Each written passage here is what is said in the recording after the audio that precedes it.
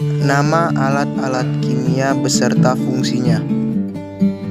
Pertama, beaker glass atau gelas kimia. Beaker glass digunakan untuk melarutkan bahan kimia pada penyimpanan larutan dan wadah untuk memanaskan larutan. Kedua, Erlenmeyer.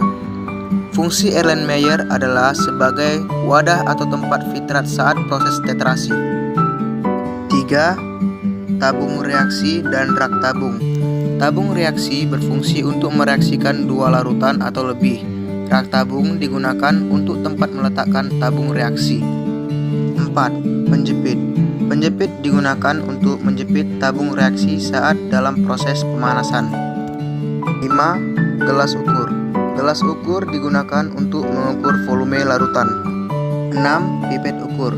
Pipet ukur digunakan untuk mengambil larutan dengan jumlah tertentu yang memiliki ketelitian yang tinggi. 7. Pipet volume atau pipet gondok.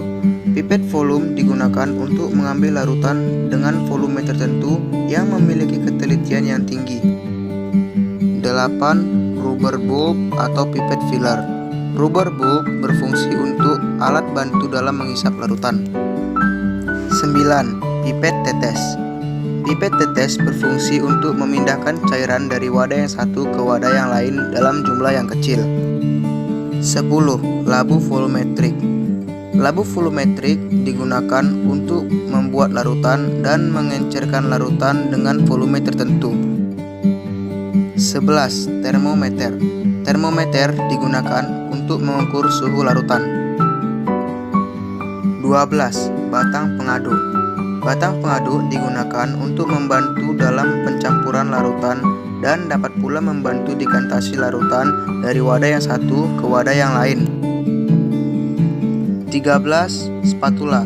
Spatula digunakan sebagai sendok kecil untuk mengambil bahan kimia yang berupa padatan atau kristal. 14. Bunsen. Bunsen berguna sebagai alat pemanas.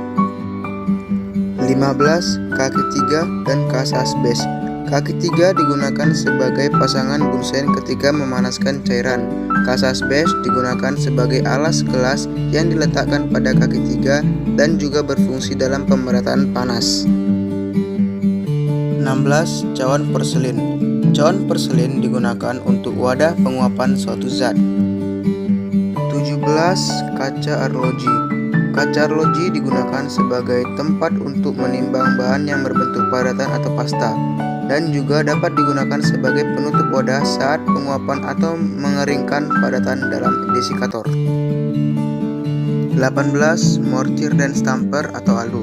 Mortir dan stamper digunakan untuk menghaluskan bahan kimia. 19. Buret. Buret digunakan untuk titrasi, di mana terdapat keran di ujung buret yang berfungsi untuk menghentikan titrasi.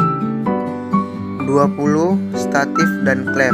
Statif berfungsi sebagai penyokong, sedangkan klem berfungsi sebagai penjepit. 21. Corong. Corong digunakan untuk alat bantu dalam memindahkan larutan dari wadah yang satu ke wadah yang lain, dan juga dapat digunakan sebagai tempat menyaring. 22. Plat tetes. Plat tetes digunakan untuk melihat hasil endapan dari suatu hasil reaksi. Terima kasih.